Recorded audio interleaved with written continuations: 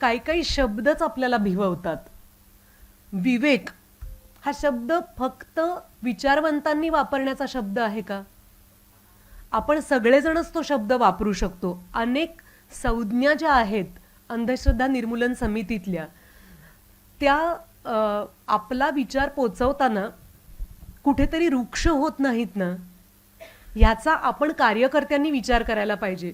उदाहरणार्थ मी माझ्यातली आणि इतर माणसांमधली छोटीशी दरी सांगितली, पण जेव्हा अंधश्रद्धा निर्मूलन समिती हे आवाहन करते की तुम्ही गणपती विसर्जनासाठी पर्यावरणाची काळजी घ्या किंवा तुम्ही कुठल्या मूर्ती वापरताय याकडे दक्षतेनं बघा, किंवा